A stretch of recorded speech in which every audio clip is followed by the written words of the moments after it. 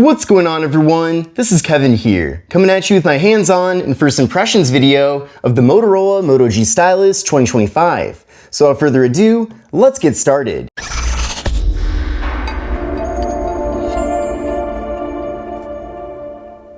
So this is the Motorola Moto G Stylus 2025. Now this phone is the successor to last year's G Stylus 2024, and I will be comparing this phone to that phone in a separate video, so certainly stay tuned for that. Now the first thing you probably noticed about the G Stylus 2025 is how bright this color is. I'm absolutely loving this color. This color is called Pantone Surf the Web. I bought it from Best Buy. I'm not sure if it's a Best Buy exclusive or not. I don't think so, but it does certainly match the Best Buy logo. Now before we get too far into things here with the phone, let's see what all comes included in the box. So we do have a pretty thin box, and that's because there is no USB wall adapter included, but we'll open this up here. So we're getting a quick start guide. We're also getting a SIM card removal tool, and then we're also getting a double-sided USB-C cable. And it looks like the cable has a little bit of an accent color on the inside. I'm not sure if that's to signify the speed of the cable, but nonetheless, we are getting the cable here included, and it does look like really high quality. Now I know there's recently a lot of buzz surrounding the new Motorola Razr. However, these phones, the G series from Motorola, is really what sells the majority of the units.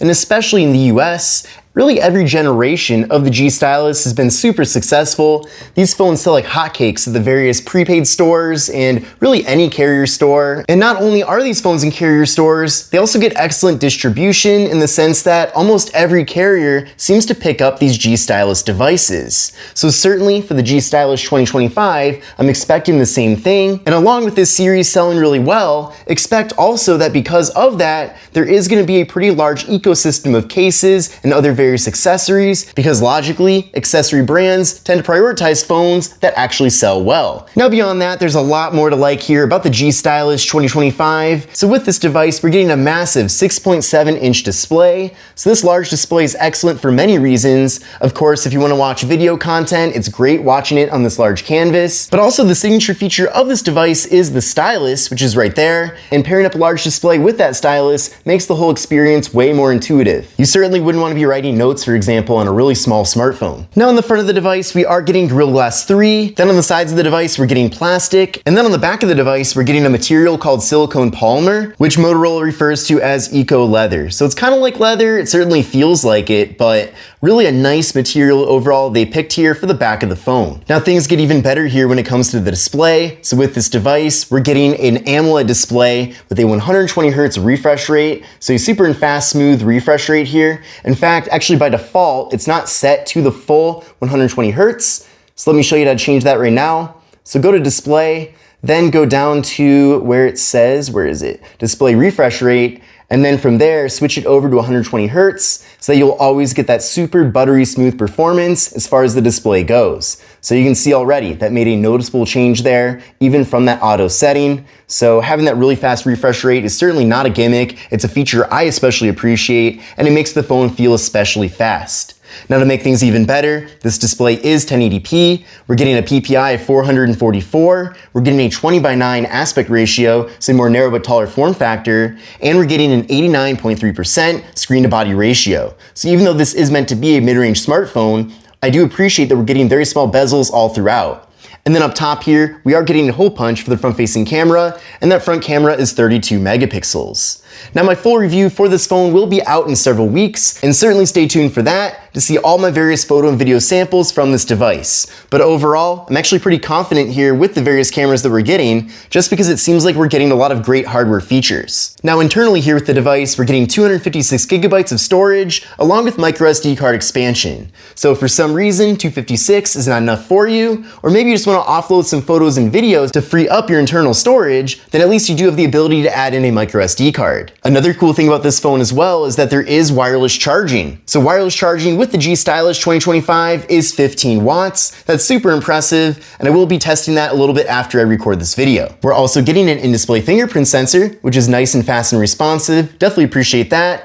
And then we're also getting face unlock here with the device. So I appreciate that there's multiple methods for getting into the phone. And then as far as the rear cameras go, I'm a little bit confused. So on Motorola's website, they mentioned 2 cameras, same thing everywhere else on the internet, but it sure does look like there's 3 cameras here. So I'm not sure what this does. I did go in the camera app and cover over the camera in every mode here, and it doesn't seem to be blocking anything out. even for portrait mode, you can see I'm able to get that nice blur, and that's still with that camera type of thing covered. So I'm not sure what this is, but if someone in the comments can tell me, maybe it's just for looks, I'm not sure, but let me know. But I'm really not that worried about that because we're getting so many other cool camera features here. So the first thing is the main camera is 50 megapixels. So you can of course take photos in that full mode there. You can also go over to 0.5 for the ultra wide camera, and that's certainly no gimmick. You can fit a lot more content into a single frame with the ultra wide, and certainly a feature that I find myself using quite a bit for phones that do have that feature.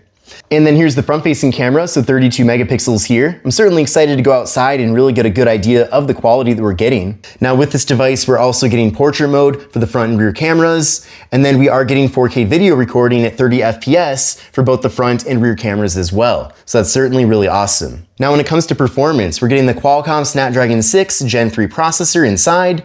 Along with that, we're getting 8 gigabytes of RAM. So far, things have been really good with that configuration. The device was very fast to set up, no issues there at all. So honestly, I haven't found really any limitations as of now with that processor. Of course, it is a mid-range chip, but this is again my first impressions. So maybe later on I'll find some annoyances with that slower processor, but really everything, including even opening up the camera for the first time, installing apps right out of the gate. All of that was super efficient and went well. So I'm really happy so far.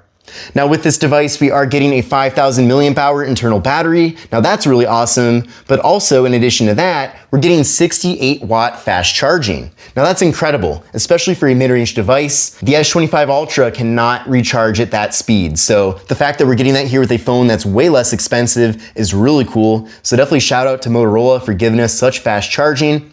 Of course, keep in mind to charge the phone at that speed, you will have to use a wall adapter that does work with that. You'll probably have to use the one that came with your laptop, assuming that you have a newer laptop. Definitely like a MacBook Air or MacBook Pro charger would be great to use to recharge this device with the included cable. But just know that if you just grab a random charger that you have laying around, it's very, very unlikely that it's gonna be able to recharge the phone at up to 68 watts. And you're definitely gonna wanna take advantage of that feature because that's a really nice fast charging feature. Now, one of my favorite things about Motorola's software is how simplistic it is. Really, they just take stock Android and add in some of their own bonus features, and that's certainly a great thing. Now, there's a lot of various AI features and things like that mixed in here, and I'll be showing you more of that later on when I make my tips and tricks video, but just know that the phone does come with Android 15 out the gate, and then in addition to that, there are 2 major Android software updates included. So logically, it'd be getting Android 16 and then Android 17.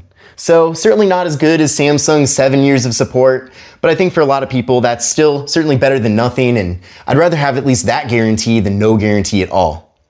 Now with this device, we are getting stereo speakers. We're also getting NFC. So if you want to use your phone for tap and pay, you can certainly do that. And then we're also getting IP68 dust and water resistance. So this phone can go underwater for up to 1.5 meters for up to 30 minutes, and you'll still be all good to go. Now, as far as the hardware goes, like I talked about before, we are getting plastic on the sides, and then the material on the back is kind of like this fake leather. But on the left side of the phone, we have the slot for the micro SD card and SIM card. On the right side, we have volume up, volume down, and the power button. Looks like we're also getting some noise canceling microphones here as well. And then on the bottom of the phone, we're getting the 3.5mm headphone jack, microphone, USB-C port for charging and data transfer, speaker, and then the stylus. And then on the back of the phone, we're just getting that Motorola logo right there, and then the dual camera setup with the fake camera or whatever that is, and then the flash. But overall, just a really nice looking phone. I really like this color, that's for sure.